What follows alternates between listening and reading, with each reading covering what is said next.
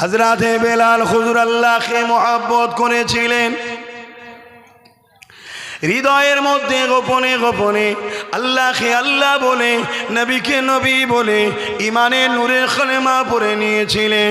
দুনিয়ার কেউ জানতো না, কিন্তু বেলালের হৃদয়ের কথাটা আল্লাহ তার দুনিয়ার মনিফ উমাইয়ার কাছে প্রকাশ করে দিল। কেননা উমাইয়া যদি না জানে তাহলে বেলাল আমাকে কতটা ভালোবাসে এই পরীক্ষাটা আমি নেব এবং দুনিয়াকে কিয়ামত পর্যন্ত দেখিয়ে দেব। আমার প্রেমিক দাবি করলে হয় না, আমার প্রেমিক যে হয় সে তো বেলাল হয়, বেলালের মতো পরীক্ষা দিতে হবে।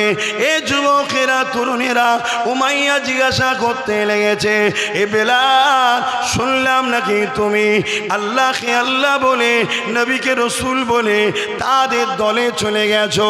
পৃথিবীতে দুটো দল ছিল, দুটো দল আছে, দুটো দল থাকবে, একটা হলো রহমানের দল আর একটা হলো ইবলিস শয়তানের দল। তৃতীয় কোনো দল নাই। রহমানের দলের মধ্যে অনেক ক্যাটাগরি আছে, এ বি সি ডি অনেক ক্যাটাগরি আছে। শয়তানের দলের মধ্যে অনেক ক্যাটাগরি আছে। এ যুবকেরা তরুণেরা যুগে যুগে রহমানের দলের উপরে জুলুম অত্যাচার হয়েছে। যারা জালিম হয় তারা রহমানের দলের হয় না, তারা শয়তানের দলে হয়। যারা মজলুম হয়েছে তারাই তো রহমানের দলে ছিল। এ যুবকেরা তরুণেরা বাপেরা হযরতে বেলাল রাদিয়াল্লাহু তাআলা আনহু হুজুরকে এমন করে উমাইয়া ডেকে জিজ্ঞাসা করলো, এ উমাইয়া শুনলাম নাকি তুমি আমাদের দল ছেড়ে দিয়ে মুহাম্মদ রাসূলুল্লাহ দিকে চলে গেছো। হযরতে বেলাল চিন্তা করতে লেগেছে, আমি যদি একে বলি হ্যাঁ এ আমাকে জানে মেরে দেবে, আর যদি বলি না আল্লাহ পাক নারাজ হবে, কেন মিথ্যা কথা আল্লাহ বলতে নিষেধ করেছে। হযরতে বেলাল চিন্তা করে নিলে আমার জান চলে যায়, চলে যায়, আমার আল্লাহকে আমি বেলাল নারাজ করব না। তাই হযরতে বেলাল হুজুর উমাইয়ার সামনে বলতে লেগেছে, এ উমাইয়া এখনো তোমারও সময় আছে, জুলুম ছেড়ে দিয়ে, মিথ্যাচার ছেড়ে দিয়ে, অন্যায় অত্যাচার সন্ত্রাসী ছেড়ে দিয়ে চলে আসো মুহাম্মদ রাসূলুল্লাহর কাতারে, যিনি মানুষ জাতিকে বাঁচাতে এসেছে, যিনি ইনসাফের জন্য এসেছে, ন্যায়ের জন্য এসেছে, ক্ষুধার্ত মানুষকে খানা দিতে এসেছে, অন্যায় মিটাতে এসেছে, জুলুমকে খতম করতে এসেছে। আল্লাহর জমিনের ওপরে সন্ত্রাস মুক্ত সমাজ গড়ে, নেশা মুক্ত সমাজ গড়ে আল্লাহর জমিনের ওপরে ন্যায় সত্য শান্তি সমাজ গড়তে এসেছে। আরো জোরে বলুন সুবহান। আমার কথায় একমত হতে পারছেন তো? নামাজ হচ্ছে ব্যক্তি জীবনের ইবাদত, ব্যক্তি জীবনের আমল। রোজা হচ্ছে ব্যক্তি জীবনের আমল। হজ হচ্ছে ব্যক্তি জীবনের আমল। আমি হজ করেছি, যারা হজ করেন আপনাদের কিছু লাভ আছে বলুন? আমি নামাজ পড়লাম এসে আপনাদের এখানে, একটু দেরি হয়ে গেল তাই রুমে নামাজ পড়লাম। আপনারা যারা পড়েননি তাদের কিছু লাভ হয়েছে? আমাদের যাদের মাথায় টুপি আর দাড়ি আছে, বাকি যাদের নেই ওদের কিছু লাভ হচ্ছে? তাহলে আমার নামাজে সমাজের কোনো লাভ নাই, ওটা আমার লাভ। আপনার রোজায় সমাজের কোনো লাভ নেই, আপনার লাভ। কিন্তু এই সমাজকে যদি চোর মুক্ত করা যায়, নেশা মুক্ত করা যায়, দুর্নীতি মুক্ত করা যায়, রেপ মুক্ত করা যায়, খুন মুক্ত করা যায়, জুলুম মুক্ত করা যায়, এটা পুরো জাতি সমাজে মানুষ জাতির লাভ। জোরে বলুন সুবহানাল্লাহ। তাহলে একটা ব্যক্তি জীবনের জন্য নবী দিয়েছে নামাজ, রোজা, দাড়ি, টুপি, আর সমাজ জীবনের জন্য রাসূলুল্লাহ দিয়েছে জুলুমকে খতম করো। নামাজ তো নবী মেরাজ থেকে এনেছে, নামাজ নবী মেরাজ থেকে এনেছে। ওয়াজকে বুঝবেন বাপ, ওয়াজ শোনার জিনিস নয়, বুঝার জিনিস। আখরি জামানা আলেম দুই ধরনের, একদল আলেম আছে এলেম শিখে রহমানের দলে আছে, আর একদল আলেম এলেম শিখেছে কিন্তু শয়তানের দলে চলে যাচ্ছে। এটা আগেও ছিল না? ছিল না? একটা ছোট্ট ইতিহাস আপনাদেরকে শোনাচ্ছি। কারবালার ওয়াকিয়া, অসুবিধা হচ্ছে? কারবালার মাঠে ইমামে হোসাইন পাক ছিলেন মাত্র 72 জন। ইখতিলাফ আছে কোনো কোনো কিতাবে 82 জন, তো বেশিরভাগ রায়াতে আছে 72 জন ইমাম পাক ছিলেন। ছেলে মেয়ে বাচ্চা শিশু মিলে 72 জন ছিলেন। 52 জন যুবক ছিলেন, মানে পুরুষ। আর এজিদের দলে কত ছিল? 25,000। একটু বলুন কত? 25,000। আর এজিদের দলের এই 25,000-এর মধ্যে 13,000 ছিল হাফেজ আলেম মুফতি। কার দলে? এজিদের দলে। তাহলে উলামা দুই ধরনের হলো না? হলো না? হোসাইন পাকের দলও আলেম আছে না নাই? আছে, কিন্তু সংখ্যা 52 জন। আর এজিদের দলে 13,000, 3,000 হাফেজ, 3,000 মুফতি, 7,000 আলেম। তাহলে কি এজিদকে হক বলবেন নাকি? তাহলে আলেম দুই ধরনের আছে না নাই? সেদিনও কারবালার মাঠে ইমামে হোসাইন পাকের তাবুতে আজান হয়েছে, এজিদ বাহিনীর তাবুতে আজান হয়েছে। সেদিন কারবালার মাঠে ইমামে হোসাইন পাকের তাবুতে নামাজ হয়েছে, এজিদের তাবুতেও নামাজ হয়েছে। এ যুবকেরা, আজকের দিনও তো নামাজ দুই ধরনের আছে, এমন করে আজানও দুই ধরনের রয়েছে। যারা আজকের এজিদদের সাথ দিয়ে আজকের দিনে নামাজ আজান দিচ্ছে, তারা সেদিনের এজিদের সাথে থাকতো।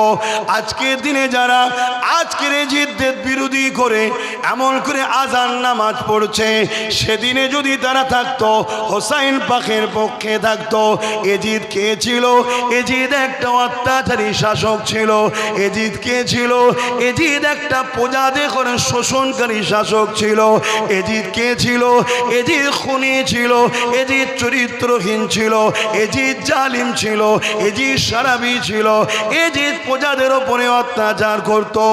আজকের দিনে যেসব শাসকেরা, যেসব নেতারা রাজনীতির নামে মানুষের উপরে জুলুম করে, মিথ্যা মামলা দেয়, কেস দেয়, যুব সমাজকে নেশায় আসক্ত করে, সমাজের বুকে বিশৃঙ্খলা তৈরি করে, মানুষের উপরে অত্যাচার করে, এ যুবকেরা, তরুণীরা, বাপেরা, আজকের দিনের এজিদ হলো তারা। আজকের দিনে যারা তাদের সাথ দেবে, এরা যদি হোসাইন পাকের সময়ে থাকতো, এই দিনেতে ছেড়াও তাদেরই সাথে থাকতো। কেন? সেদিনের এজিদ তাদেরকে ধন দৌলত দিয়েছিল, পদ দিয়েছিল। এই লোভ লালসায় এলেম অর্জন করার পরও তারা এজিদের পক্ষে গিয়ে সাধারণ মানুষকে বুঝিয়েছে, আসো এজিদের পক্ষে, হোসাইন পাকের বিরুদ্ধে তরোয়াল ধরেছে।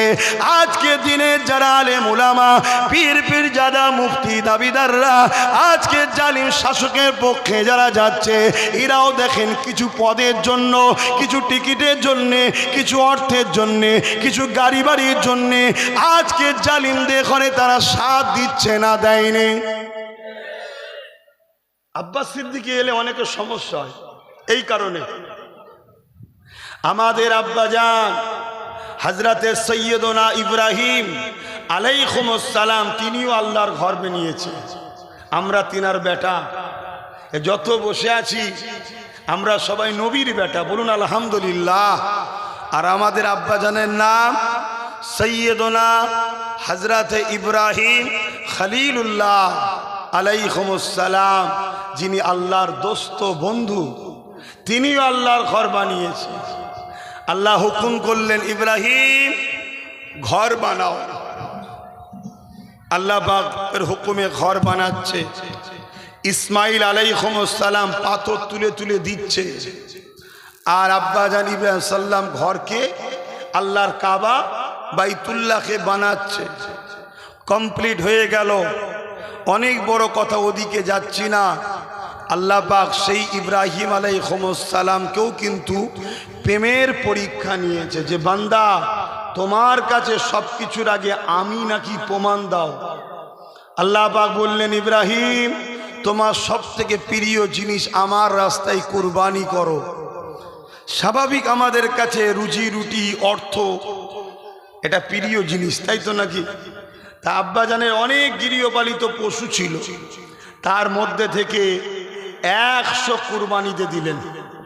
ভাই আমার একটু কথা বলতে কষ্ট হচ্ছে। এই গরমকালে এলেই আমার এটা হয়, কেন ঘেমে যায় আর সেই ঘামটাই গায়ে টানে, সেলস্য ধরনের হয়। বুঝতে অসুবিধে হচ্ছে না তো?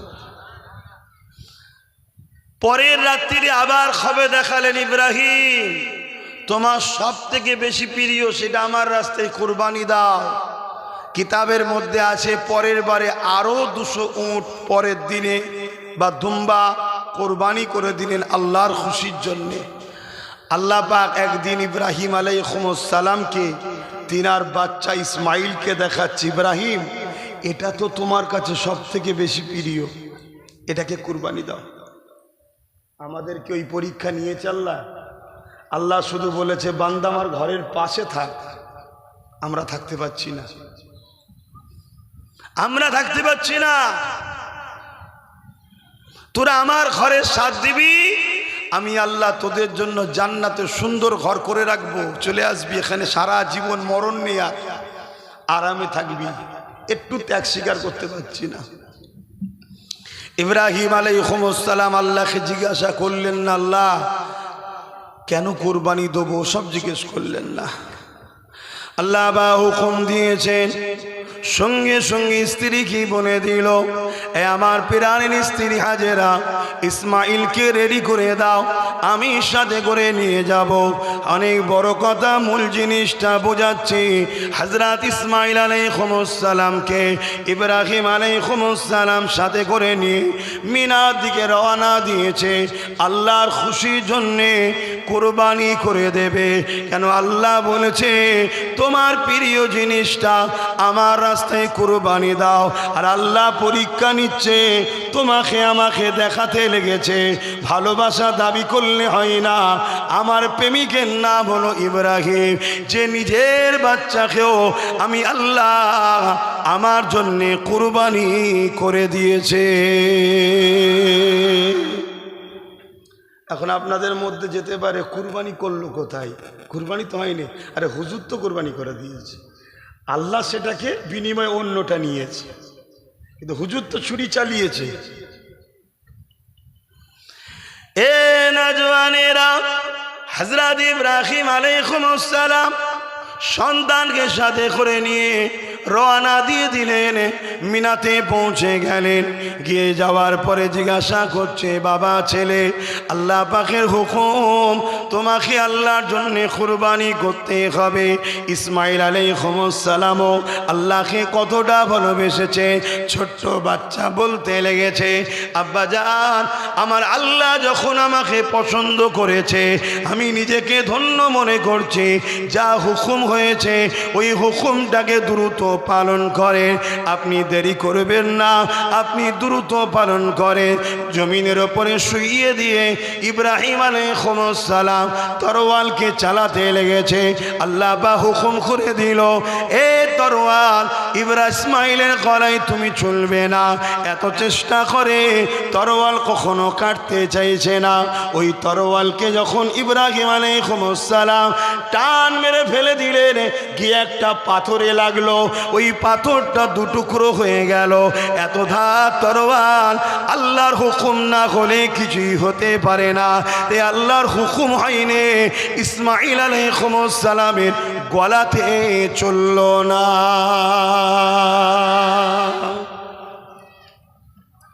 ইসমাইল আলাইহিস সালাম উঠে বলছে, আব্বা আমি তো আপনার সন্তান, আপনার মনের মধ্যে আমার জন্য কোনো মায়া হচ্ছে না তো? কেন বাপ বেটার মায়া, এটা কার দান? এটা আল্লাহরই দান। সন্তান দুনিয়ায় আসার আগে আমাদের অন্তরে একটা মহব্বত আল্লাহ আগে থেকে পাঠিয়ে দেন, এটা আল্লাহর নিয়ামত। তা এক কাজ করেন আব্বা, আপনি চোখে কাপড় বেঁধে নেন, যাতে এক মুহূর্তের জন্য মায়া না এসে যায় আমার ওপরে, তাহলে আল্লাহর কাছে কিয়ামতের দিন জবাব দিতে পারবেন না। আমার নওজওয়ানেরা, আমার আব্বা জানেরা, আমার আম্মা জানেরা, শোনেন মোহাব্বত কাকে বলে। আজ আমরা সবাই দাবি করি আল্লাহ আপনাকে ভালোবাসি, কিন্তু হাকিকাতে দেখা যায় আল্লাহকে ভালো না বেশি আল্লাহর দুশমনদেরকে আমরা বেশি ভালোবাসি। এ না জওয়ান তরুণেরা, হযরত ইব্রাহিম আলাইহিস সালাম খপা মুখে চোখে কাপড় পট্টি দিয়ে দিলেন, বিসমিল্লাহ আল্লাহু আকবার বলে তরোয়ালটা চালিয়ে দিলেন। যখনই তরোয়াল চালায়, আমি আপনি কুরবানির সময় দেখেছি পশুর গলাতে যখন তরোয়াল চালানো হয়, একটা জবাই খাবার সময় একটা আওয়াজ হয়ে ওঠে। এই আওয়াজ ইব্রাহিম আলাইহিস সালাম কানে পেলেন এবং রক্ত ফিচকিরি হাতে ভিজে যেতে লেগেছে। ইব্রাহিম আলাইহিস সালাম মনে মনে বড় খুশি হয়ে গেলেন, আমি আমার আল্লাহর পরীক্ষায় কামিয়াবি হলাম। আমার আল্লাহ আমাকে যে পরীক্ষা নিয়েছিল, বাচ্চাকে তার রাস্তায় কুরবানি করতে বলেছিল, আমি তাতে কামিয়াবি হয়ে গেলাম। এইভাবে ইব্রাহিম আলাইহিস সালাম আসমানের দিকে উঠে সোজা হয়ে চোখের পট্টিটা খুলে আসমানের দিকে মুখ করে বলতে লেগেছে, ও রব্বি আল্লাহ, ইব্রাহিমের দিলে তার বাচ্চাকে নয়, ইব্রাহিমের দিলে তার বাচ্চার প্রেম আছে ঠিকই কথা, কিন্তু মান আহাব্বা লিল্লাহ, আপনার জন্যে ভালোবাসি। হে আল্লাহ, ইব্রাহিমের দিলে তার বাচ্চার থেকে আপনার মহব্বত অনেক বেশি, তাই আমি আপনার জন্যে আমার বাচ্চাকে কুরবানি দিয়ে দিলাম। আরো জোরে বলুন সুবহান। জমিনের দিকে এবার বাচ্চার মুখের দিকে তাকাচ্ছে, জবাই হয়ে গেছে, তাকিয়ে দেখছে দুম্বা জবাই হয়ে পড়ে আছে। জোরে বলুন সুবহানাল্লাহ। আর এই দুম্বা দুনিয়ার কোনো দুম্বা নয়, জান্নাত থেকে এসছে। জিবরাইল আলাইহিস সালামকে আল্লাহ বলেছেন, জিবরাইল তাড়াতাড়ি যা। তরোয়াল চালাবার আগে এত দ্রুত জিবরাইল সাল্লাম এসেছেন, বলছে এরকম দ্রুত আর কখনো আসেনি। ইসমাইলকে সরিয়ে নিয়ে ওই জায়গাটা দুম্বা শুইয়ে দে। আর জান্নাত থেকে কেন পাঠানো হয়েছে? নবীদের সম্পর্ক হলো, উজুত হলো জান্নাত থেকে, তাই জান্নাতি দুম্বা পাঠিয়েছে। আল্লাহ পাক আওয়াজ দিয়ে বলছেন, ইব্রাহিম, এটা ছিল আমার পরীক্ষা, আমি তোমার উপরে খুশি হয়ে গেলাম, তুমি প্রমাণ করে দিয়েছো তোমার কাছে আমার আগে কেউ নয়, তা আমি আজকে তোমাকে খলিল লকাব দিলাম, তুমি আজ থেকে আমার বন্ধু। জোরে বলুন সুবহানাল্লাহ, আরো জোরে বলুন সুবহানাল্লাহ। তাহলে আল্লাহ আমাদের পরীক্ষা নেবে না? নেবে না? আল্লাহ যেন এমন পরীক্ষা না নেয়। আল্লাহর কাছে আমি ক্ষমা চাই, মাফি চাই। আল্লাহকে প্রায় বলি, আল্লাহ পরীক্ষা তো নেবে জানি, কেন আপনি কোরআনে বলেছেন, এমন কেউ তোমরা মনে করো না যে তোমাদেরকে আমি পরীক্ষা ছাড়া ছেড়ে দেবো। পরীক্ষা প্রত্যেককে দিতে হবে। তো মালিক, আপনি পরীক্ষা নেবেন, আপনি পাস করাবেন, আপনার কাছেই সাহায্য চাইছি, পরীক্ষা একটু হালকা নেবেন, কেন আমাদের ঈমান দুর্বল, আমাদের ঈমান দুর্বল। আল্লাহ, আপনি আমাদেরকে হালকা পরীক্ষা নেবেন, বলুন আল্লাহুম্মা আমিন। আমাদের আব্বা জানকে আল্লাহ প্রথম মালের পরীক্ষা নিয়েছে, আওলাদের পরীক্ষা নিয়েছে, স্ত্রীর পরীক্ষা নিয়েছে, শত শেষে আল্লাহ নিজের জানেরও পরীক্ষা নিচ্ছে, নিয়েছেন আল্লাহ। আর তো 1 মাস 10 2 4 দিন পরেই এসে যাচ্ছে কুরবানি। আল্লাহর প্রেমে আমরা ঘর করেছি, তা আমাদের আব্বাও আল্লাহকে কত ভালোবেসেছে এই বিষয়তে একটু বলছি। আব্বাজান ইব্রাহিম আলাইহিস সালাম তৎকালীন জালিম অত্যাচারী পৃথিবীর শাসক ছিল নমরুদ। কোথাকারের শাসক ছিল? পৃথিবীর। তাহলে জালিম অত্যাচারী শাসকদের বিরোধী করা, এটা আব্বাজান ইব্রাহিম আলাইহিস সালামেরও সুন্নত। জোরে বলুন সুবহানাল্লাহ। তাহলে আপনারা বাপের বেটা হিসাবে জালিম শাসকদের পক্ষে না বিরুদ্ধে? আওয়াজ দিন, ভয় লাগছে? বিরোধী করলে জেল হয়ে যাবে, বিরোধী হলে টোটো আটকে দেবে, বিরোধী করলে মারবে। এটাই তো আল্লাহর পরীক্ষা। তুই ভালোবাসিস বলিস আমাকে, তা আমার জন্য জেল খাটবি না? তুই ভালোবাসিস বলি আমাকে, তা আমার জন্য একটু মার খাবি না? হ্যাঁ, লা ইলাহা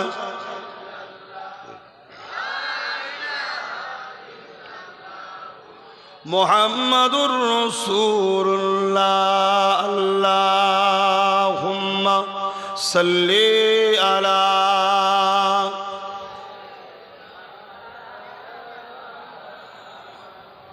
ওয়ালা আলি সাইয়্যিদিনা মাওলানা মুহাম্মাদ আল্লাহুম্মা সাল্লি আলা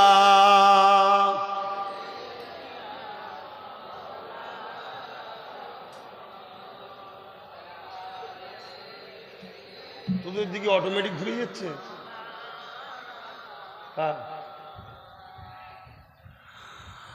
قال الله تعالى في كلام المزيد والفرقان الحميد ما آتاكم الرسول فخذوه وما نهاكم عنه فانتهوا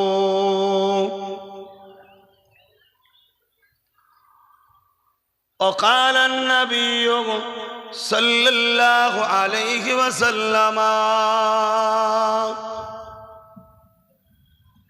من أحب لله وأبغض لله وعاتى لله ومنع لله فقد استكمل الإيمان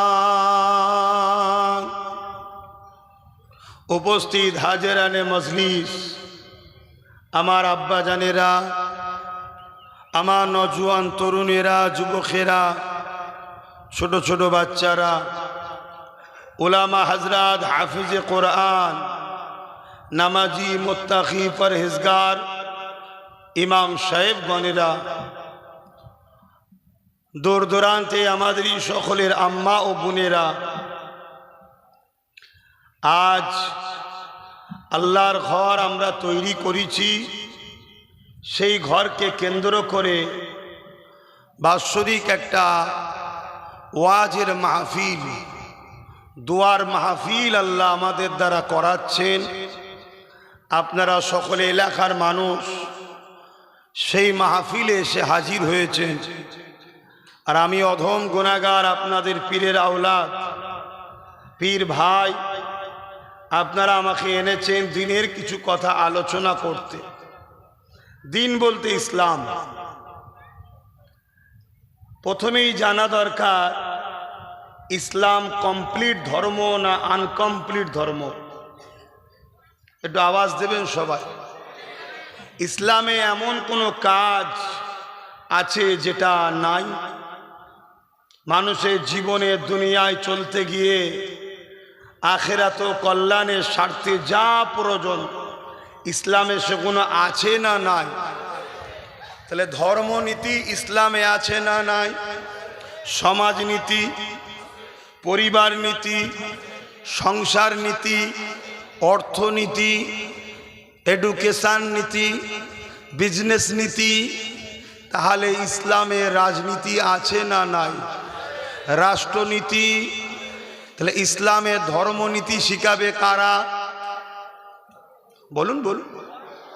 উলামারা, ইসলামের স্কলাররা, ইসলামের জ্ঞান যাদের কাছে আছে। সমাজনীতিটা শিখাবে কারা? তারাই না আলাদা লোক? পরিবার নীতিটা শিখাবে কারা? উলামারা না আলাদা লোক? একটু হাকি না বলবে। রাষ্ট্রনীতি, রাজনীতি, বিজনেস নীতি এগুলো কারা শিখাবে? উলামারা না আলাদা লোক? তাহলে আজ আমাদের উলামা, আমরা সবাই যদি আমার জাতিকে ধর্মনীতির পাশাপাশি একটু একটু করে সমাজনীতি, অর্থনীতি, পরিবার নীতি, রাজনীতি, রাষ্ট্রনীতি, মানববন্ধন নীতি, ঐক্যনীতি, মনুষ্যত্ব নীতি সব যদি শিখাতাম, তাহলে আজকে বিশ্বজুড়ে আমরা মার খেতাম না, আর আমাদের ঘরগুলোকেও ভেঙে চুরমার করতে কেউ পারত না।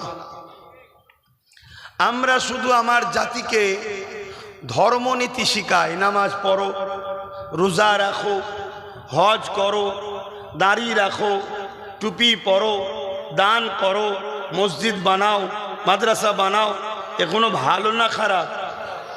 কিন্তু একটা বিষয় শুধু শিখায়।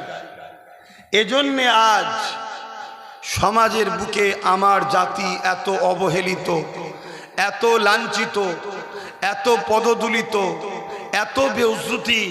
আমরা না কারো সাথে থাকি, না পাশে থাকি, না কোনো রকম ঝুটঝামেলায়, না আমরা কারো দেখে নিন্দা করি, না কারো ধর্মের ওপরে হিংসা করি, না কারো ধর্মের বিদ্বেষ কোনো কথা বলি, না কম্পিটিশানে কারো ধর্মের স্থান ভাঙি। কিন্তু এরপরও সব জায়গায় জিল্লাত আমাদের ওপরে, সব জায়গায় বেউজ্জতি আমরা। কেন? আমরা ইসলামের একটা পার্ট নিয়েছি, বাকি সব পার্টকে আমরা বাদ দিয়ে দিয়েছি। অথচ আল্লাহ কোরআনে বলছেন উদখুলু ফিস-সিলমি কাফা, তোমরা পরিপূর্ণভাবে ইসলামে আসো, আংশিক নয়। আল্লাহ পাক আমাদেরকে এই হুকুম দিয়েছে।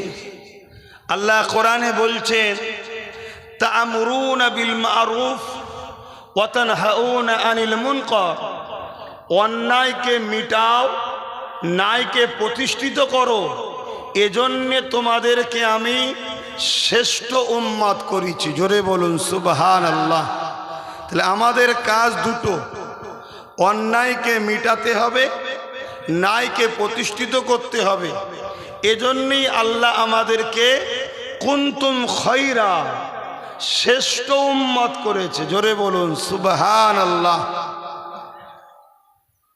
আজকে আমরা কি সেদিকে গুরুত্ব আছে? কোনো দিকে খেয়াল আছে? আপনাদের এলাকায় স্কুল আছে, স্কুলে গিয়ে দেখবেন ইংলিশের টিচার আলাদা, বাংলার টিচার আলাদা, ভূগোলের টিচার আলাদা। কিন্তু একটা টিচার এমনও থাকে, সে ইংলিশেও এক্সপার্ট, বাংলাতেও এক্সপার্ট, অঙ্কতেও এক্সপার্ট। সে যদি বলে আমি সব সাবজেক্টই পড়াবো, এটা কিছু অন্যায় হবে? তাহলে আলেম উলামারা যেমন ধর্মনীতি শিখাবে, সমাজনীতি শিখাবে, পরিবার নীতি শিখাবে, সম্প্রীতি নীতি শিখাবে, মানব বন্ধন নীতি শিখাবে, ঐক্যনীতি শিখাবে, রাষ্ট্রনীতি, রাজনীতি, জাতিকে সচেতন করার জন্য উলামাদের শিখানো দরকার আছে না নাই? তো বড় দুঃখের বিষয়, কেউ শিখাচ্ছে না বলে আব্বাস সিদ্দিকী বললে আপত্তি হবে, এটা মূর্খমি ছাড়া অন্য কিছু নয়। তো যাক, আজকে আমরা এসেছি একটা মহান ভালো কাজে, আল্লাহর ঘর তৈরি করেছি। আল্লাহ রসুল বলছে দুনিয়ায় কেউ যদি আল্লাহর ঘর বানায়, আল্লাহ তার জন্যে জান্নাতে ঘর বানাবে। জোরে বলুন সুবহানাল্লাহ। আর এই ঘরটা বানাবার পিছনে আপনাদের সবার অবদান আছে না নাই? কিছু কিছু হলেও অবদান আছে। এই ঘরটা বানিয়েছে কারা? যারা আল্লাহর দুশ্মন না আল্লাহকে যারা ভালোবাসে তারা, স্বাভাবিক। আর এই ঘরটা যদি কেউ বিরোধী করে, তারা কি আল্লাহর ভালোবাসা তাদের হৃদয়ে আছে মনে হয়? তাই রাসূল পাক সাল্লাল্লাহু আলাইহি ওয়াসাল্লাম বললেন, আমাদের জিন্দেগীর মাকসাদ হওয়া দরকার মান আহাব্বা লিল্লাহ ও আবগাদা লিল্লাহ ও আতা লিল্লাহ ও মানআ লিল্লাহ ফাকাদ ইস্তাকমালাল ঈমান। ভালোবাসবেন আল্লাহর জন্যে, দুশ্মনী করবেন আল্লাহর জন্যে, আত্মীয়তা করবেন আল্লাহর জন্যে, বিচ্ছেদ হবেন আল্লাহর জন্যে। আব্বাসকেও যদি ভালোবাসতে হয়, উদ্দেশ্যকে, আমার সঙ্গে যদি বিরোধী করতে হয়, উদ্দেশ্যকে। তো এই ঘরটাকে আমরা তৈরি করেছি উদ্দেশ্য। এই ঘরের যদি বিরোধী করতে হয় উদ্দেশ্য, তা আল্লাহর ঘরের বিরোধী হবে আর আল্লাহ উদ্দেশ্য হতে পারে? তাহলে জানতে হবে, কোন মুসলমান যদি আল্লাহর ঘরের বিরোধী করে, ওই মুসলমানের অন্তরে আল্লাহর প্রেম নাই। আর যার হৃদয়ে আল্লাহর প্রেম নাই, তার মধ্যে কি ঈমান আছে মনে হয়? আর যার মধ্যে ঈমান নাই, তার নাম যদি মুসলমানের নামের মতো নাম হয়, তার মুখে যদি দাড়ি মাথায় টুপিও থাকে, সে যদি হাজি নামাজিও হয়, সে যদি দাতা হয়, জাকিরিনও হয়, মনে হয় সে কি আখেরাতে জান্নাত পাবে? তাহলে মূল জিনিসটা হচ্ছে আল্লাহকে অন্তরে জায়গা দাও। সব কিছুর আগে আল্লাহকে ভালোবাসো। আর এই দুনিয়া আমাদের জন্য তো চিরস্থায়ী নয়। আজ আছি, কাল চলে যেতে হবে। কিছুদিনের মেহমান, এসেছি একটা পরীক্ষা দিতে। কি পরীক্ষা? সব কিছুর ওপরে সর্বসময়, সর্বক্ষেত্রে, সর্ব টাইমে আল্লাহকে বেশি প্রাধান্য দেওয়া, এটাই হলো পরীক্ষা। মা আর আল্লাহর সঙ্গে একটা কোনো কথা এমন হচ্ছে, মায়ের কথা মানলে আল্লাহ বিরোধী হবে, আর আল্লাহর কথা মানলে মায়ের কথা মানা হবে না। এটা আল্লাহর পরীক্ষা। আপনি ওই জায়গায় কি করেন আল্লাহ দেখছে। যদি ওই জায়গায় আপনি মাকে প্রাধান্য দেন, আল্লাহর কথা অমান্য করেন, ওই মা বাপের হাতেই আল্লাহ আপনাকে শেষ করবে। সূরা বাকারার মধ্যে আল্লাহ বলেছে, আমাকে আমার হাবিবকে ছেড়ে যাদেরকে তোমরা বেশি প্রাধান্য দেবে, তাদের হাতে আমি আল্লাহ তোমাদেরকে মিটাবো, জিল্লাত দেবো, শাস্তি দেবো। সন্তানের এমন একটা কথা যে সদা মানতে গেলে আল্লাহর হুকুমের বেখিলাফ হবে। বাপ মার পরীক্ষা হচ্ছে। বাপ মা যদি সন্তানের কথাকে প্রাধান্য দেয়, তাহলে মনে রাখবেন আমার আল্লাহ ওই সন্তানকে এমন বিষাক্ত তৈরি করবে, ওই বাপ মাকে উঠতে বসতে পিটবে। আর যদি আমরা আল্লাহকে প্রাধান্য দিই, ওই সন্তানকে আল্লাহ এমন তৈরি করবে, বাপ মার কদমের কাছে বসবে, সবসময় বাপ মার পায়ের তলায়। জান্নাত ও বাপ হলো জান্নাতের দরজা, এই সম্মান দিয়ে চলবে। জোরে বলুন সুবহানাল্লাহ। তাহলে আমাদের পরীক্ষা কি? কারবার করো, ব্যবসা করো, সংসার করো, সব করো, কিন্তু আল্লাহ ও রসুলের ওপরে কেউ যেন জায়গা না পায়। এটা আমার জাতির জানা দরকার আছে না? হায় হায়। এই কারণে কেন আমার জাতি জাহান্নামে যাক, এটা শয়তান চায়, আর শয়তানের চেলাগুলো চাই। আর আমি চাই দুনিয়ার মধ্যে ইজ্জতের সঙ্গে বাঁচো, ইজ্জতের রুটি খাও, এবং পরকালে নবীর কাতারে জান্নাতে যাও। তো দুনিয়ায় জালিমের সঙ্গে সাথ দিয়ে, দুনিয়ায় এজিদের সঙ্গে সাথ দিয়ে, আর হোসাইন হলো জান্নাতের সর্দার, সেই জান্নাতে আপনি যাওয়ার স্বপ্ন দেখছেন কি করে? আপনার পাড়ার যদি কাউকে আপনি নেতা বানান, সর্দার বানান, তার বিরোধী করে আপনি যদি দুনিয়ায় ভালোভাবে না থাকতে পারেন, তা আল্লাহ যাকে জান্নাতি সর্দার করেছে, তার বিরোধী করে আপনি জান্নাত যাবেন মনে হয়? এ যুবকেরা, বাপেরা, মায়েরা, বোনেরা, দুদিনের দুনিয়া, 1000, 2000, 3000, 5000, 10,000 নিয়ে, আর কালকে মরে গেলে কবরে কি হবে একটু হুঁশ করে কাজ করো। কেন? মসজিদ তো বানিয়ে দিলে, এটাকে বাঁচাবার জন্যও তো পাহারাদার দরকার। মসজিদ তো বানিয়ে দিলে, এটাকে বাঁচাবার জন্য লাঠিও তো দরকার, নামাজিও যেমন দরকার, ইমামও দরকার, মুয়াজ্জিনও দরকার, তেমন এটাকে যেন আবার কেউ ভেঙে না দেয়, তার জন্য পাহারাদারও দরকার আছে না? না, একটু বুঝে বুঝে কাজ করে, অসুবিধা হচ্ছে। তাহলে সেদিন আপনাদের কি ধারণা শুধু কারবালা ইমাম হোসেন পাকের সময় হয়েছিল? একটু বলবেন তো, এটা ধারণা কি? না, কারবালা শুরু ইমাম হোসেন পাক করেছে। হক আর না হকের লড়াই, ময়দানটা ছিল কারবালা। আর এই কারবালার আখরি ময়দানে যিনি নেতৃত্ব দেবেন, তিনি হলেন হযরতে ইমাম মেহেদী আলাইহিস সালাম। জোরে বলুন সুবহানাল্লাহ। আর বিজয় তো আমাদেরই মুকদ্দর রে বাবা, জিতবে তো আমরাই। আখরি ময়দানে ইমাম হোসেন পাক জিতবেন, এই ইমাম মেহেদী সাল্লাম জিতবেন। এর মধ্যে ঠুকুর মুকুর হতেই থাকবে। যুগে যুগে এজিদ আসবে, যুগে যুগে হোসাইনিও থাকবে, যুগে যুগে এজিদের জুলুম থাকবে, যুগে যুগে হোসাইনিরা ডিফেন্স করবে।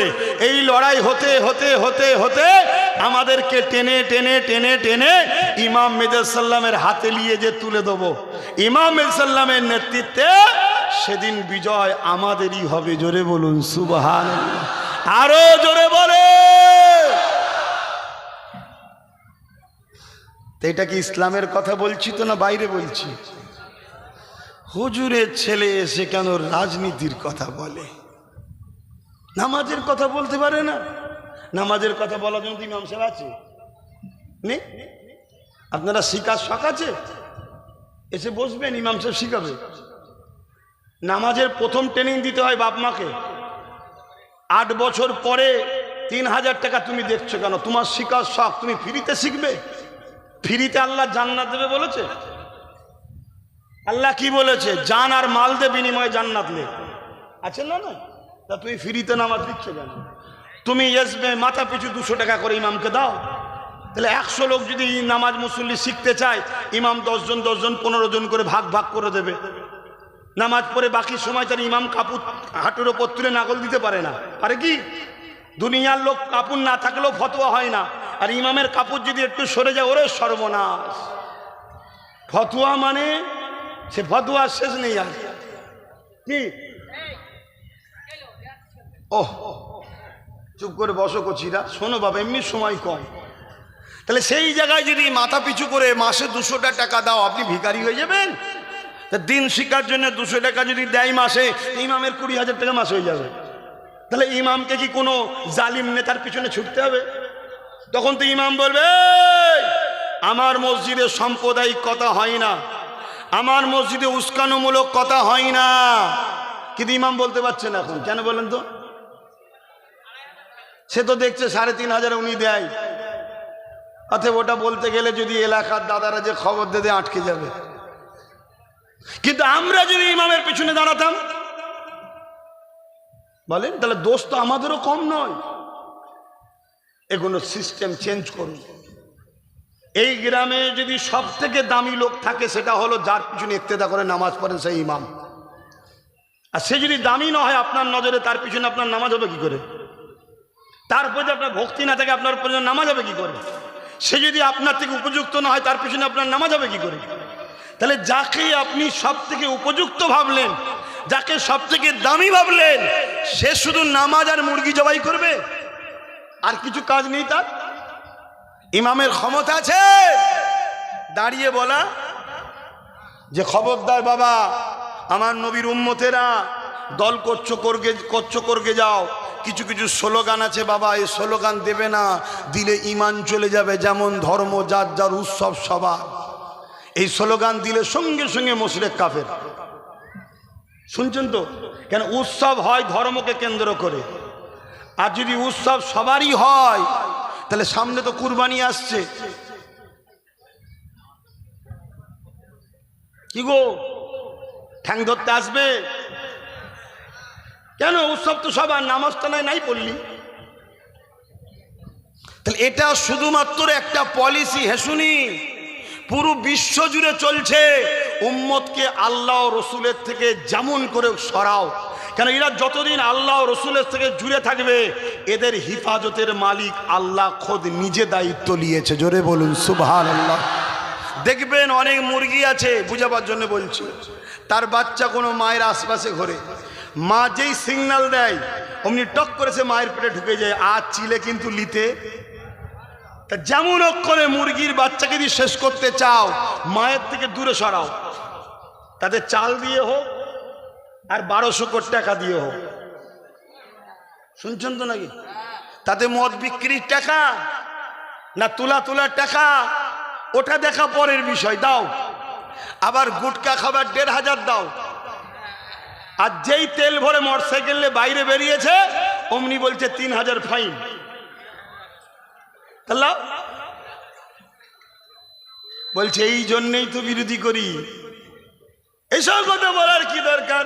আচ্ছা, আমি আমার বাপকে, আমার মাকে, আমার ভাইকে, আমার বোনকে বিপদ থেকে বাঁচানোর জন্য শিক্ষা দেবো না? তা তোমার কষ্ট হচ্ছে কেন? না, তুমি যা কথা বলছো এটা আমাদের দলের বিরুদ্ধে হচ্ছে, তাই নাকি? তোমার দলের বিরুদ্ধে হচ্ছে। ও, আর তোমার দল যে আমার ওয়াকাফকে মিটাচ্ছে,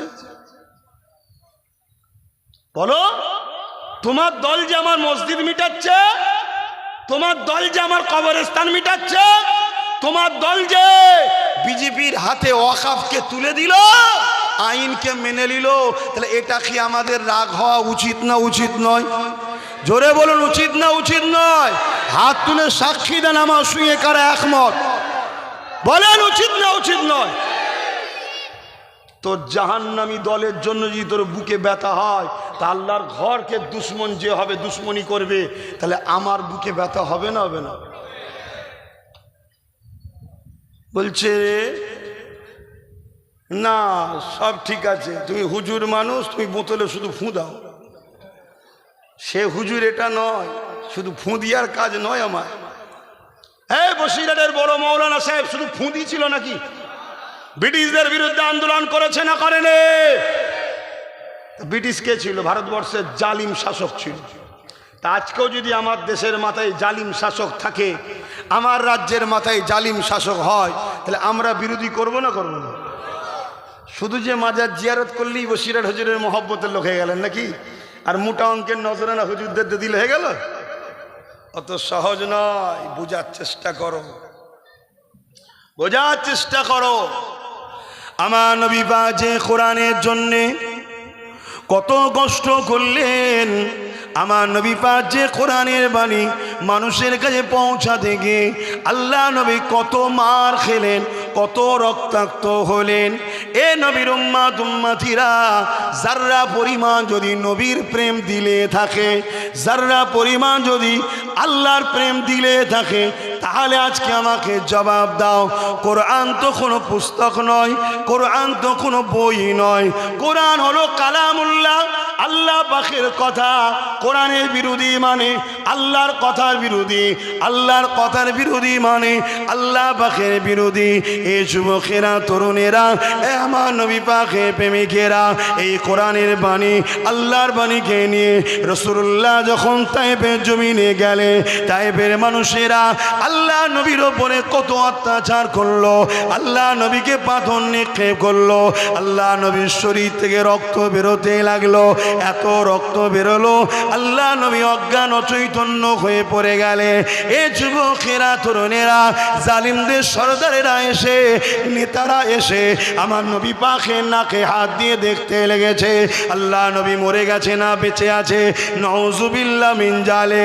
এ যুবকেরা, তরুণেরা, এই কোরআনের বাণীর জন্যে আল্লাহ নবী রক্তাক্ত হয়েছে। তোমাদের দিলে যদি যাররা পরিমাণ প্রেম থাকে, ঈমান থাকে, বলো তো দেখে। কেউ যদি বলে কোরআন মিটে যাবে, আমার উন্নতি মিটবে না, সেই কোরআনের দুশ্মনের বিরুদ্ধে আমাদের কথা বলা দরকার আছে না না? হাত তুলে সাক্ষী দেওয়া আছে না না?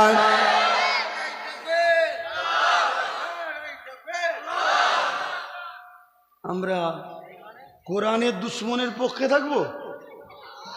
কথা বলেন, কদিন বাঁচবেন? ফেরাউন অনেক বড় দাদা ছিল, অনেক বড় নেতা, মিশরের রাজা, নমরুদ পৃথিবীর রাজা,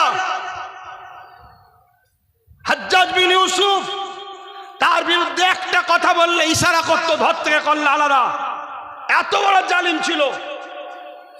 হতভাগা আকবর, ভারতের মুগলে আজম, কোরআনকে মিটাবার জন্য দ্বীনে ইলাহি বলে একটা কিতাব লিখেছিল।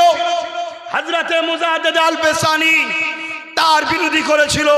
মুজাদ্দেদ আল পেসানিকে হতভাগা আকবর জেলে দিয়েছিল।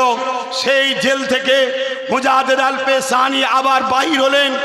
আজও মুজাদ্দেদ আল পেসানির কাছে কোটি কোটি মানুষ যায়, হতভাগা আকবরের কাছে কেউ যায় না।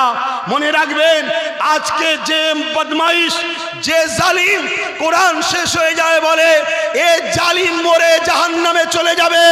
আল্লাহর কোরআন ছিল, আছে, থাকবে।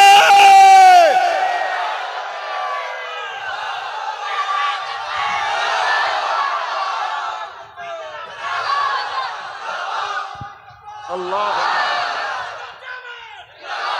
তাহলে আজ আমি জানতে চাই, কোন পীর পীরজাদা মুফতি মৌলানা আলেম উলামা হাফেজ কোরআনের দুশ্মনের যদি শক্তিশালী করতে চায়, তাহলে সে কি আজকের এজিদ মার্কা নয়? কথা কি কষ্ট দিচ্ছে আপনাদের? যদি কষ্ট দেয় তাহলে আপনার কপাল ফাটা না ভালো মনে হয়? হ্যাঁ, রাজনীতি করো, রাজনীতি করো। আমায় পছন্দ নয়, এনাকে পছন্দ নয়, ওনাকে পছন্দ নয়, নতুন একটা দরকার হয় করে করো। কিন্তু তা বলে কোরআনের দুশ্মন যারা, ওয়াকাফের দুশ্মন, মসজিদ মাদ্রাসার দুশ্মন যারা, তাদেরকে কোনোভাবে ইমানদার সুইচ টিপতে পারে না। কেন? কারো সঙ্গে যদি ভালোবাসা থাকে, আজকে ইমাম সাহেব তো নাকি, ইমাম সাহেবের ওপরে জুলুম হবে, আর মুসল্লি যদি বলে ও তোমার ওপরে জুলুম হচ্ছে, আমার দেখার দরকার নেই, কিন্তু আমি তোমায় ভালোবাসি, এটা ভালোবাসা না নাটক? আল্লাহর কোরআনের ওপর আঘাত আসবে, যে আঘাত দেবে তুমি তার সাথে মিশবে, আর উপরন্তু বলবে আল্লাহ তোমায় ভালোবাসি, এটা ভালোবাসা না নাটক? একেই তো বলা হয় আরবিতে মুনাফিক। কি বলা হয় এদেরকে? এই কথা কোন আব্বাস সিদ্দিকী বলে দিলে টিএমসি বন্ধুদের কষ্ট হয়। কেন কষ্ট রে? না তুমি আমার দলের নেত্রীর বিরুদ্ধে কথা বলছো কেন? তুই মুসলমান, তো মরে যাওয়া দরকার, কেন বেঁচে আছিস সমাজে? মরে যা, মরে যা। তোর নেত্রী যখন আমার কোরআনের বিরুদ্ধে বলল, তখন তোর কষ্ট হয় না? তাহলে তুই সুরাতে সকলে মুসলমান, হাকিকাতে তুই বেঈমান মুনাফিক, ঠিক তো নাকি? তুই মুনাফিক হয়ে জাহান্নামে যেতে পারিস, যা। আমরা কোরআনের পক্ষে আছি, কোরআনের পক্ষে থাকবো, কোরআনের জন্য জীবন দিতে হয় দেব। আল্লাহকে সাক্ষী রেখে হাত তুলে বলুন, বলুন কোরআন শরীফ, কোরআন শরীফ, কোরআন শরীফ, কোরআন শরীফ কালামুল্লাহ, কালামুল্লাহ। কোরআনের দুশ্মনেরা হুঁশিয়ার, সাবধান। কোরআনের দুশ্মনেরা, কোরআনের দুশ্মনেরা নারী দিবে। এই বাংলায় একটা লোক আছে 4 পাস, আমি না বলি না, এই বাংলায় একটা লোক আছে, ওই হরিণঘাটার বিজেপির এমএলএ, 4 পাস। কি পাস মানে কত শিক্ষিত বুঝতে পারছেন? সে বলছে কোরআনে নাকি সূরা তওবার 5 নম্বর আয়াতে হিংসা ছড়ায়। আরে তুই তো 4 পাস, টিপ দিয়া লোক তো তুই, সই তো এখানে শুরু করলে ওখানে কি ঠেকে, যেন মনে হচ্ছে 800 টাকাকে কালিতে ডুবিয়ে ছেড়ে দিয়েছিস। তো তুই কোরআন কি করে বুঝে গেলি রে? হ্যাঁ, তার বিরুদ্ধে কয়েক হাজার মামলা হয়েছে, তাকে বিগত সরকার বন্দী করেছে। কেন করলো না? আমার ভাই হয়, আমার ভাই হয়। আর এই এলাকার হাজার হাজার নির্দোষ মুসলমানের ওপরে মিথ্যা মামলা হয়েছে না হয়নি? এগুলো ভাবো, এগুলো ভাবো। দিনের শেষে যখন কোনো দিক দিয়ে পারবে না, তখন এসে ভয় দেখাবে সবই ঠিক আছে, ওরকম করলে তো বিজেপি চলে আসবে।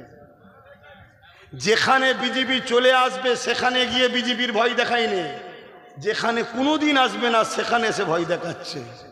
যেখানে 70%, 60%, 55% মুসলমান, সেখানে এসে ভয় দেখাচ্ছে বিজেপি আসবে। এখানে কি করে আসবে রে? এখানে তো কোনোভাবেই আসার চান্স নেই। শুনছেন তো নাকি? যেখানে আসার চান্স সেখানে গিয়ে একটু ভয় দেখা না, না কেন? এদেরকে বোকা যদি না বানানো যায়, তাহলে আমি তো ক্ষমতায় থাকতে পারবো না। এ বোকা বানানো আমার পেলাম। কিন্তু আমি জিজ্ঞেস করছি, ভাই বিজেপি কি করে একটু বলুন? মসজিদের বিরুদ্ধে, তাই তো নাকি? আপনারা বিজেপিকে অপছন্দ করেন তো? কেন করেন একটু বলবেন তো? ইসলামের বিরুদ্ধে, মানবতার বিরুদ্ধে, দেশের বিরুদ্ধে, যুবার বিরুদ্ধে, তাই তো নাকি? আচ্ছা বলুন, যে প্রাক্তন ছিল এ মসজিদ মাদ্রাসার বিরুদ্ধে নয়? দুর্গাপুরে বোল্ডুজার দিয়ে মাদ্রাসা ভেঙেছে না ভাঙেনি? নদিয়াতে ঈদগাহ দখল করেছে, ওয়াকফের জায়গা বোল্ডুজার দিয়ে করেছে না করেনি? কলকাতায় 60 থেকে 65টা মসজিদ বন্ধ করে রেখেছে। আরে আমার সঙ্গে লড়াই শুরু হলো কবে? চুচুড়ার মসজিদ মাদ্রাসায় তালা মেরে দিয়েছিল এই রাজ্য সরকার যে ছিল। আমি খুলতে গেছিলাম, খুলতে গিয়ে দেখি অনেক পুলিশ পাঠিয়েছে, আমাকে চমকাবে, ধমকাবে, মারবে। শুনছেন? আমি দেখলাম না, আমার ঘরে তারা মারল উ, আর আমার ঘর খুলতে যাচ্ছি, আমাকে আবার মারবে বলছে। তাহলে রাজ পাওয়ার দরকার, নাই লোহা না হলে লোহা কাটা যাবে না। একটা মুফতি কিছু ফতোয়া দিল, আর সাধারণ লোক যদি বলে ভুল হয়েছে কেউ মানবে? আর একটা মুফতি যদি বলে তবে গুরুত্ব হবে, তাই তো নাকি? তাহলে ঠিক তেমনই একটা নেতা যখন রাজ পাওয়ারের জোরে রাজনীতি থেকে বেরিয়ে আমার ধর্মের ওপরে আঘাত দিচ্ছে, ওকে ডিফেন্স করার জন্য আমাদেরও রাজ পাওয়ারের লোক দরকার আছে না নাই? তাই আমি নওশাদকে বুঝিয়েবার জন্য বেরিয়েছি। আমি তুই যা, তুই তো হুজুর হোসনি, এখন তুই তো জলসা করিস নি, আমি না হয় ধর্ম প্রচারে নেমে গেছি, তুই যা। ও তো কিছুতে রাজি হবে না, ওকে বুঝিয়ে বাজিয়ে আজ করে নামিয়েছি।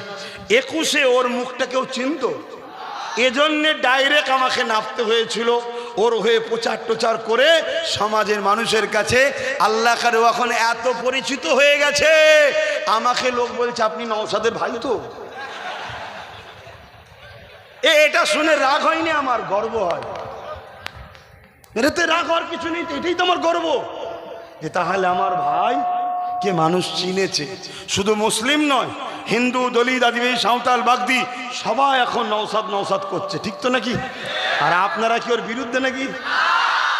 হ্যাঁ, মনে রাখবেন, আমি একটা শুধু কথা বলে অন্যদিকে চলে যাব। একটা ছোট্ট এক্সাম্পল দেবো। একটা মানুষ কোরআনের বিরোধী করেছে, তাকে গার্ড দিচ্ছে, তাকে পাহারা দিচ্ছে একজন, নম্বর 1। আর নম্বর 2, কোরআনের কেউ বিরোধী করেছে, তাকে জেল খাটাবার জন্য তার বিরুদ্ধে কেস করেছে, সেই ব্যক্তিটা হলো 2 নম্বর। কথা বুঝে আসছে? আরেকটুখানি বলি। 1 নম্বর ব্যক্তিটা বলছে ওয়াকফ নিয়ে মসজিদ, মাদ্রাসা, কবরস্থান, ঈদগাহ, খানকা নিয়ে পশ্চিম বাংলায় কেউ যদি গুলোগুলি করো, আন্দোলন করো, সব থেকে বড় দুশ্মন আমি হব। এবং ওয়াকফের হয়ে সাধারণ মুসলমান রাস্তায় যখন নেমেছিল, ওই 1 নম্বর ব্যক্তিটা পুলিশ দিয়ে পিটিয়ে জেলে দিয়েছে অনেক নিরীহ মুসলমানকে। এই ব্যক্তিটা ধরুন 1 নম্বর। 2 নম্বরে যে ব্যক্তি আছে, সে ওয়াকফকে বাঁচাতে গিয়ে, রাস্তায় আন্দোলন করতে গিয়ে জেল খেটেছে, আবার সুপ্রিম কোর্টে মামলা চালাচ্ছে ওয়াকফকে বাঁচাবার জন্যে। 1 নম্বরের পক্ষে থাকবেন না 2 নম্বরের পক্ষে? হাত তুলে সাক্ষী দেন। যারা 1 নম্বর বলবেন 1টা আঙুল তুলবেন, যারা 2 নম্বর বলবেন 2টো আঙুল তুলবেন। ক নম্বরের পক্ষে থাকবেন? জোরে বলুন। আপনাদের তুলতে হবে না, আপনাদের তুললে অসুবিধা, তুলবেন না কেন? ওই আপনাদের দিকে রয়েছে, এই যে দেখছেন না, বিপদে পড়ে যাবেন। এই যারা হাত তুলবে তোলো, যারা 1 নম্বরে 1টা হাত তুলবে, যারা 2 নম্বরে 2টো হাত তুলবে। জোরে বলুন। মানে 2টো আঙুল দেখাবে, 2টো হাত না, 2টো আঙুল। আর এই 2টো আঙুলের চিহ্নটাকে নাকি বলে জিত। এটা কি চিহ্ন? জিত চিহ্ন। হাত নামান। সেই 2 নম্বর ব্যক্তিটার নাম হচ্ছে পীরজাদা নওশাদ সিদ্দিকী, নবী বংশের আওলাদ, দাদা পীরের খুন। আজকে ওয়াকফ নিয়ে আন্দোলন করতে গিয়ে এই রাজ্য সরকার তাকে জেল দিয়েছে। ওয়াকফ নিয়ে কেস চালাচ্ছে এখনো সুপ্রিম কোর্টে, এসআইআর এর জন্য, যাতে মানুষকে হ্যারাসমেন্ট না করা হয় তার জন্য কেস চালাচ্ছে। তাহলে বলুন, যে আমার মসজিদ বাঁচাতে চায়, আমি আব্বাস সিদ্দিকী তার সাথ দেবো, না যে মসজিদকে বিক্রি করছে তার সাথ দেবো? যে বাঁচাতে চাই, তাহলে আমার ভাই মসজিদ বাঁচাবার জন্য সুপ্রিম কোর্টে কেস চালাচ্ছে, আমার ভাই রাস্তায় লড়ছে, বড় ভাই হিসাবে তার সাথ দেওয়া দরকার আছে না নাই? জোরে বলুন, আছে না নাই? আমি সাথ দিলে আপনাদের আপত্তি আছে? কার কার আপত্তি নাই হাত তুলে সাক্ষী দেন। আল্লাহ কবুল করেন আপনাদের ঘরে আমার সাথে, আল্লাহুম্মা আমিন। আচ্ছা, আপনারা আমার সাথে আছেন তো, একমত তো? তাহলে আপনাদের রায় কি? আপনারা কি যে মসজিদকে বিক্রি করছে তার পক্ষে থাকবেন, না যে মসজিদকে বাঁচাতে চাইছে তার পক্ষে থাকবেন? হাত তুলে সাক্ষী দেন, মসজিদকে বাঁচাবার পক্ষ আপনারা তো? তাহলে আমার ভাইয়ের সাথে আপনারা আছেন? হাত তুলে বলুন আছেন। খোদার ঘরকে পাশে রেখে নবিয়ানা মাহফিলে বসে নিজের ঈমানকে বাঁচাবার চেষ্টা করুন, হাত নামান, বোঝার চেষ্টা করুন। কিন্তু আপনাকে দিনের শেষে এসে কি ভয় দেখাবে? 2021-এ কি ভয় দেখিয়েছে? তার আগের বারে ভয় কি দেখিয়েছে? এই বাংলায় বিজেপি আসে যদি যে ভয় দেখাচ্ছে সেই নিয়ে আসবে, না হয় 2011-এর আগে এই বাংলায় বিজেপি ছিল না। সেই জায়গায় আমার এই কথাগুলো কি আপনাদের কষ্ট দিল? যা কিছু কথা বললাম ওয়াকাফের দুশ্মনের বিরুদ্ধে বলেছি। আচ্ছা, ফেরাউনের বিরুদ্ধে বললে আপনাদের কারো রাগ হয়? নমরুদের, এজিদের, ব্রিটিশের বিরুদ্ধে বললে আপনাদের রাগ হবে কেন? এরা সবাই মানবতার দুশ্মন, ইসলামের দুশ্মন। তাহলে আজকে দিদি মুদির বিরুদ্ধে বললে রাগ হওয়ার তো প্রশ্ন নয়। এখান থেকে উলামারা ফেরাউনের বিরুদ্ধে বলে না? বলে না? নমরুদের বিরুদ্ধে বলে না? বলে না? তাহলে এখান থেকে আজকের ফেরাউন নমরুদের বিরুদ্ধে বলা যাবে না কেন? বলছে না, ওগুলো মরে গেছে তাই বলা যাবে, এগুলো বেঁচে আছে বলা যাবে না। তোর ভয় থাকে তুই বলবি নি, আমার ভয় নেই। হাসবুনাল্লাহু ওয়া নি'মাল ওয়াকিল, নি'মাল মাওলা ওয়া নি'মান নাসির। আল্লাহ আমার জন্য যথেষ্ট, আল্লাহর উপরই ভরসা করে আমি চলি। আলহামদুলিল্লাহ। মৃত্যু তো হবে রে বাবা, মরণের পরে কবর যেন জাহান্নামের গর্ত না হয়, এটা মাথায় রাখো। মরণের পরে জাহান্নাম যেন ঠিকানা না হয়, এটা মাথায় রাখো। আজকে তোমাকে কেউ এসে বলবে আমাকে দাও, আমি তোমার এসআইআর নাম তুলে দেবো। হারা, তুই থাকাকালীন নামটা কাটার থেকে রুখতে পারলিনি তো তুলবি কি করে? আবার নতুন করে ধোকা দিচ্ছে। তো যাক, আমি বেশি কিছু বলবো না। আমি শেষ একটা কথা জিজ্ঞেস করব, সেটা হচ্ছে এটাই, আমার ভাই একা পুরো বাংলায় লড়েছে না লড়েনি? তার সাথে যদি আমাদের ছেলে, তোমাদের ঘরের ছেলে, আমার ভাই সর্বসময় আমার সঙ্গে ছিল, সংগঠন করত, তোমাদের এলাকার ছেলে, সে যদি আমার ভাইয়ের সাথে হয়, আরও যদি অনেকে হয়, আমার ভাইয়ের শক্তি বাড়বে না কমবে? একটু ভেবে চিনতে দেখো। আর কথা নয়, এইদিকে আসো, আমি সংক্ষেপ করব। তার আগে আর একটা কথা বলে দিয়ে যায়, সত্যি করে বলো, আমাদের জান আগে না আল্লাহ রসুল আগে? ঠিক কথা তো নাকি? ঠিক বলছো তো নাকি? হাত তুলে বলো। জান লাগলে জান দিতে পারবে আল্লাহ রসুলের জন্যে, মাল লাগলে মাল দিতে পারবে। ঠিক বলছো তো নাকি? হাত নামাও। বেশি নয়, 10টা লোকের নাম লিখবো, আল্লাহর জন্যে জান দিতে হবে। কারা কারা জান দেবেন? 10টা মানুষ হাত তোলেন, নাম লিখবো। জান দিতে হবে 10টা মানুষকে। বাবা সবাই হাত তুলে ফেলছেন কেন? আমি 10টা নেবো তো। আচ্ছা, 10টা দিতে হবে না, সত্যি দেবেন? হাত নামান। আচ্ছা বলুন তো দেখি, 10টা মানুষ খোদার ঘরে 2000 করে টাকা দেন তো দেখি। এবারে যদি আপনারা দিতে পারেন, নগদ কেউ যদি দেন উঠে চলে আসেন, বাকিরা কিন্তু উঠবেন না, আদবের বেখেলাফ হবে, অন টাইম আছে। 10টা মানুষ 2000 করে টাকা। হাতটা তোলেন, প্রথম গুনেলি। 1টা 2টো 3টে 4টে 5টা, আর কই 6টা 7টা 8টা 9টা আর একটা কই 10টা। আল্লাহ কবুল করেন, বলুন আল্লাহুম্মা আমিন, আল্লাহুম্মা আমিন। যদি নগদ থাকে নগদ দিয়ে দেন। আচ্ছা, আর 10টা 1000 করে দেন, দেন তাতে দেন, আমিও দেবো খোদার ঘরে। আর 10টা 1000 করে। একটা মাত্র হাত উঠেছে, 2টো উঠেছে। 3 নম্বরে কে আছে? 3টে উঠেছে। 4 নম্বর, 5 নম্বর, 6 নম্বর, 7, মাশাআল্লাহ 8, আর দুটো ভাই 1000 করে। 9, শেষ একটা আল্লাহর বান্দা হাত তুলে দেন 10। আল্লাহ কবুল করে বোন আল্লাহুম্মা আমিন। আরো জোরে বোন আল্লাহুম্মা আমিন। উঠে আসেন না আপনারা, যারা নগদ আছে নগদ দেন আল্লাহর ঘরে, আর যাদের নগদ নেই নামটা লিখিয়ে দেন। ভাই নিচেই লোক পাঠাতে হয়। আসরের পরে টাইম থেকে চাঁদা তুলতে গেলে মিনিমাম 3 ঘন্টা সময় লাগে, তবে সেই অজের চাঁদা তোলা যায়। শুরু করতে না করতে বলে পয়সা দাও, লোক এখন জান দেবে তো পয়সা দেবে না। তো ভাই এবার একটা শেষ চাওয়া, 20টা মানুষ যদি 500 করে টাকা দেন, আমি আমার ভাই নওশাদের নামে 5000, আমার বাচ্চা আলিয়া ওসাদের নামে 5000, 10,000 টাকা আপনার ঘরে আল্লাহর ঘরে দেবো। 20টা মানুষ কিন্তু 500 করে দিতে হবে। এই 20টা ভাই পাকার হাওয়া আড়াল করে দিয়েছো, কিন্তু আমি নেমে যাবো খুনি, ঠান্ডা গরম হয়ে গেলে বিপদ হয়ে যাবে। আরে মুসাকে আসতে হবে না, মুসার জন্য দোয়া করে দিচ্ছি, চিন্তা কিসের? কই মুসা কই? হ্যাঁ এই মুসা, হ্যাঁ ঠিক আছে, আমাদের ঘরের ছেলে, উত্তরপ্রদেশে বাড়ি নাকি তোর? হ্যাঁ যোগীর লোক, যোগী যোগী এসে হাজির, নামে মুসলমান দেখলে হয়নি বাপ।